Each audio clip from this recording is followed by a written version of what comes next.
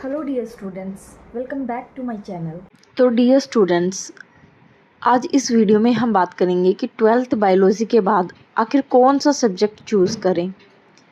क्योंकि most of students इसी confusion में रहते हैं कि 12th में बायोलॉजी, 11th-12th में हमने बायोलॉजी तो ले ली, लेकिन आगे क्या करें। मैं आपको फैक्ट बताती हूँ, बहुत सारे बच्चे बायोलॉजी को इसलिए भी चूज़ करते हैं क्योंकि उनको मैथ का फियर होता है, और बहुत सारे डॉक्टर पर्पज से लेते हैं कि उनको आगे डॉक्टरी करनी होती है, डॉक्टर की पढ़ाई करनी होती है, तो उसके बाद हमें देखना होता है नीट का एग्ज़ाम। और क्या होता है ना कि कई बार बहुत सारे बच्चे आपके फाइनेंशियली प्रॉब्लम या फिर आपको फैमिली को बैकग्राउंड को लेकर आपको कुछ दिक्कतें ऐसी आती हैं, या आपकी टाइम मैनेजमेंट को, कि आप ज़्यादा टाइम दे ही नहीं पाते अपनी नीट प्रिपरेशन में। तो सबसे पहले मैं, जो भी बच्चा नीट करता है, तो नीट के लिए मैं उसको सजेस्ट करूँगी कि वो, अगर उसने 1 साल अच्छी मेहनत की है और फिर भी उसका नहीं होता है, तो वो दूसरा और तीसरा अटैम्प्ट ज़रूर श्योरिटी से दें। थर्ड अटैम्प्ट पे तो मोस्टली बच्चों का हो जाता है, अगर उनको डॉक्टर लाइन में जाना है तो। लेकिन अगर आप डॉक्टर लाइन ना चूज़ करके आपके पास इतना समय नहीं है, तो आप क्या कर सकते हैं, क्योंकि डॉक्टर बनने के बाद तो एमबीबीएस डॉक्टर या आप बीडीएस बन सकते हैं, आप बीएचएसएम यूज़ कर सकते हैं, या आप वेटरनरी साइंस, नर्सिंग, ये सब यूज़ कर सकते हैं। तो इन चीज़ों को चूज़ करके आप आगे अपना डॉक्टरी लाइन में करियर बना सकते हैं।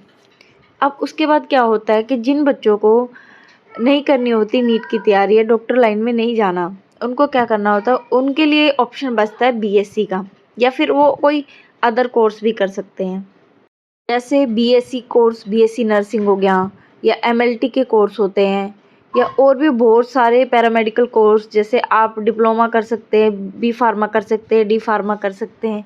तो ये चीज़ें आप कर सकते हैं, ऐसा नहीं है, इनमें भी बहुत सारे कैरियर हैं।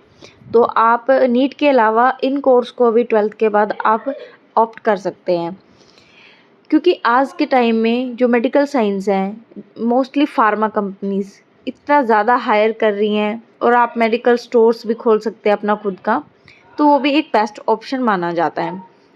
इसके अलावा अगर आपको ये कोर्स नहीं करने, तो आपके पास बचता है बीएससी का ऑप्शन।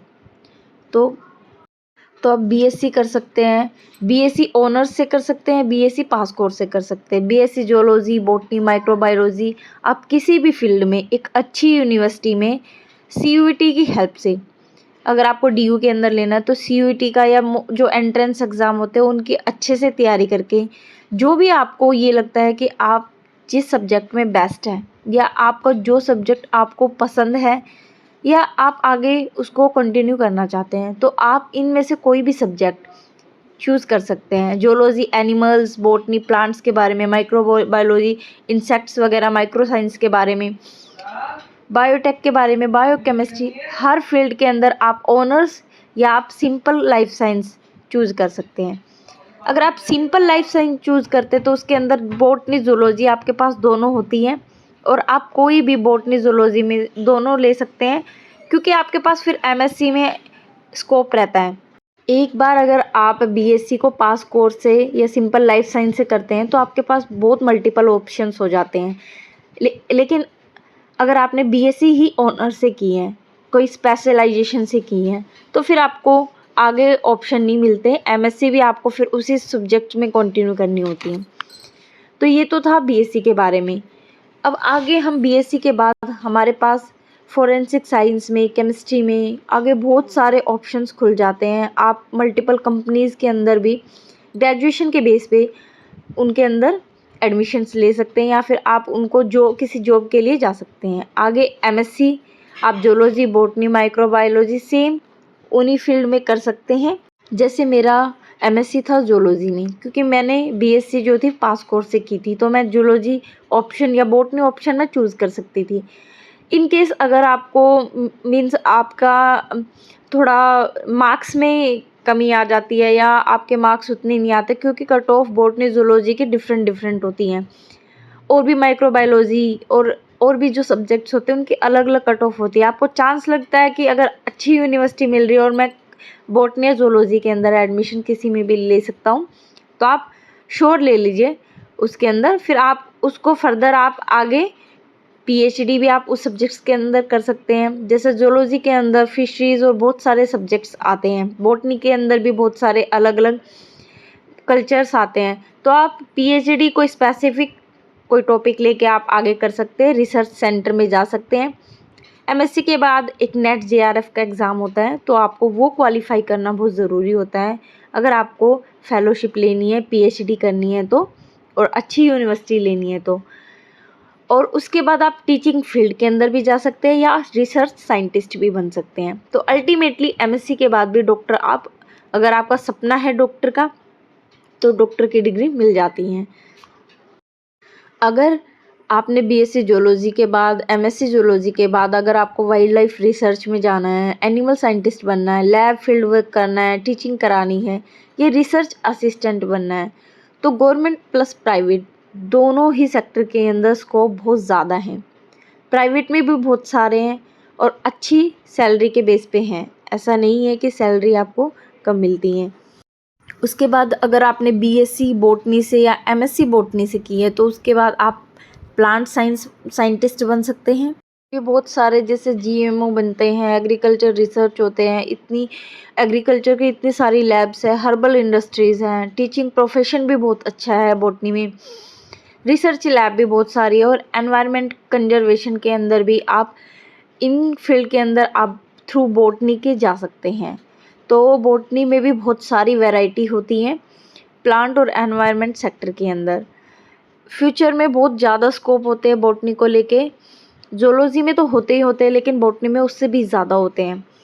तो अगर आपका इंटरेस्ट बॉटनी जूलॉजी किसी भी चीज़ में है, तो मेरा मेन कहना ये है कि अगर आपको किसी एक फील्ड चूज़ करना है, तो आप बीएससी ऑनर्स से कर लीजिए, और कोई भी सब्जेक्ट इनके अंदर बॉटनी जूलॉजी कोई भी चीज़ें चूज कर सकते हैं। नेक्स्ट आता है सब्जेक्ट माइक्रोबायोलॉजी। तो आप इस सब्जेक्ट को चूज़ करके भी माइक्रोबायल वायरस रिसर्च के अंदर, मेडिसिन इंडस्ट्री के अंदर, लैब साइंटिस्ट, हॉस्पिटल लैब्स के अंदर, वैक्सीन डेवलपमेंट के अंदर, फूड और डायरी इंडस्ट्री के अंदर बहुत ज़्यादा स्कोप है। फ्यूचर स्कोप भी बहुत ज़्यादा है और बहुत ज़्यादा तेज़ी से बढ़ रहा है माइक्रोबायोलॉजी। तो माइक्रोबायोलॉजी एक अपने आप में ही बहुत वास्ट सब्जेक्ट हो जाता है, जिसके अंदर करियर ऑप्शन बहुत ज़्यादा है। ऐसा नहीं कह सकते कि माइक्रोबायोलॉजी के अंदर करियर नहीं है, तो आप माइक्रोबायोलॉजी चूज़ कर सकते हैं अगर आपका माइक्रो साइंस के अंदर इंटरेस्ट है, या आपको इनोवेटिव, या आपको लर्निंग बहुत अच्छी है। क्योंकि माइक्रोबायोलॉजी के अंदर जो चीज़ें हैं वो हमें लर्न करनी बहुत ज़्यादा इम्पोर्टेंट होती है, और लर्निंग पोर्शन इसके अंदर ज़्यादा होता है, क्योंकि डिफरेंट चीज़ों के नाम जो लर्न करने होते हैं इसके अंदर बहुत सारे होते हैं। तो ये भी एक सब्जेक्ट अच्छा है और आप इसको भी चूज़ कर सकते हैं। नेक्स्ट हम बात करते हैं फोरेंसिक साइंस की। तो फोरेंसिक साइंस के अंदर भी करियर ऑप्शन बहुत ज़्यादा हैं।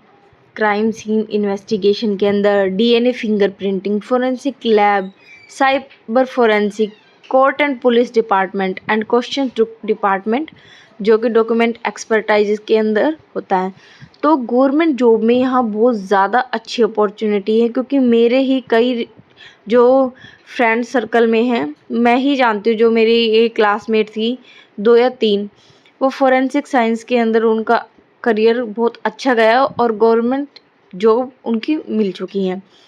तो फोरेंसिक साइंस का करियर भी बहुत अच्छा है, आप इसको भी ऑप्ट कर सकते हैं अगर आपका मन है तो। इसके अंदर और भी ज़्यादा आप रिसर्च करके और ज़्यादा चीज़ें देख करके तो आप इसको चूज़ कर सकते हैं। जो नेक्स्ट होते हैं, जो मेडिकल लैब टेक्नोलॉजी टेस्ट होते हैं, जो एमएलटी होती हैं, तो आप एमएलटी के अंदर भी एडमिशन ले सकते हैं। काफ़ी अच्छा कोर्स है और जगह जगह इनकी लैब्स होती हैं, तो आसानी से जॉब तो आसानी से मिल जाती है। और प्राइवेट सेक्टर में तो बहुत ही ज़्यादा स्कोप है इसके अंदर। 2 से 4 साल का इसका ड्यूरेशन होता है।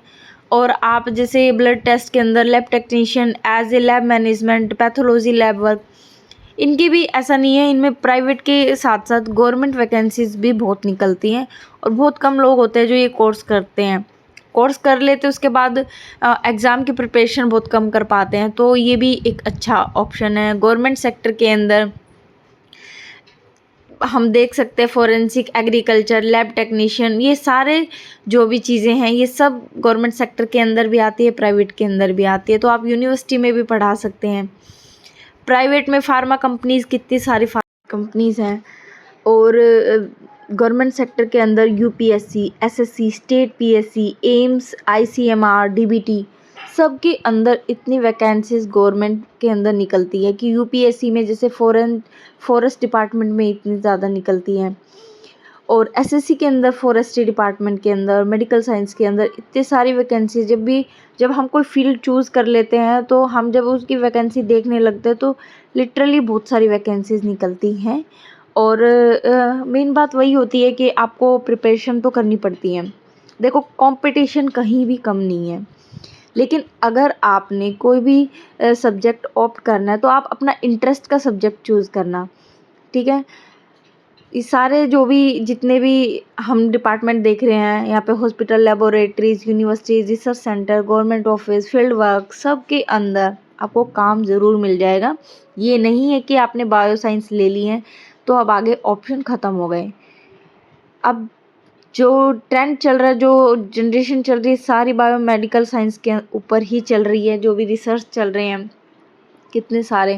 लेकिन मैं फिर वही कहूँगी कि अगर आपके पास टाइम नहीं है और आपके सिचुएशन ऐसी नहीं है, आप क्योंकि आपकी सिचुएशन का आपको पता है, तो आप उसी तरीके से अपना फील्ड चूज़ करें और कोई एक फील्ड ऐसा चूज़ करें।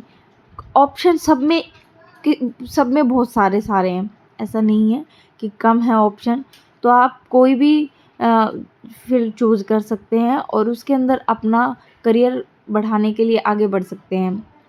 आप बीएससी के अंदर टीचिंग बहुत सारी, आप बीएससी करके डायरेक्ट बीएड करके आप इतने सारे एग्ज़ाम होते हैं वो निकाल करके आप किसी भी प्राइवेट और गवर्नमेंट में भी जाएंगे तो आपको बहुत अच्छी सैलरी के साथ हायर कर लिया जाता है। लेकिन शर्त ये है कि प्राइवेट सेक्टर के अंदर आपके कम्युनिकेशन स्किल्स बहुत ज़्यादा अच्छी होनी चाहिए अगर आपको टीचिंग प्रोफेशन के अंदर जाना है। और अगर आपको कोई भी इंटरव्यू फेस करना है तो आपके टीचिंग, जो आपके कम्युनिकेशन स्किल्स हैं वो बहुत ज़्यादा अच्छी होनी चाहिए। आपकी इंग्लिश बहुत अच्छी होनी चाहिए, हिंदी तो होनी चाहिए, और प्लस आपको नॉलेज उस सब्जेक्ट की, जिस सब्जेक्ट के लिए आप अप्लाई करते हैं तो उसकी भी नॉलेज आपको पूरी होनी चाहिए। पूरी तो मीन्स किसी को भी नहीं होती, लेकिन हाँ, अगर आप कोई किसी चीज़ को पढ़ रहे हो तो थ्रोली पढ़े ताकि कोई पॉइंट, उसके मेन पॉइंट जो हैं छूटे नहीं। तो ये सारी चीज़ें थी कि बायोलॉजी के बाद, 12th में बायोलॉजी के बाद आप नीट के अलावा आप क्या क्या कर सकते हैं। और अगर कोई बच्चा अगर नीट के लिए प्रिपरेशन कर रहा है, क्योंकि बहुत सारे बच्चे बायोलॉजी नीट के लिए ही लेते हैं कि उनको डॉक्टर लाइन में जाना है, तो मैं यही कहूँगी कि अगर बहुत सारे ऐसे ही स्टूडेंट होते हैं जो 1 साल प्रिपरेशन करते हैं, 2 साल करते हैं और फिर उनको छोड़ देते हैं, तो आप ऐसी गलती बिल्कुल भी मत करना। और अपना करियर बनाने के लिए अगर स्ट्रगल करना पड़ता है तो थोड़ा स्ट्रगल आप कर लीजिए, क्योंकि यही टाइम होता है, पीक टाइम होता है जब आप लूज़ हो जाते हैं या फिर आप आगे बढ़ जाते हैं। वीडियो अच्छी लगी हो तो लाइक, शेयर और चैनल को सब्सक्राइब ज़रूर करें।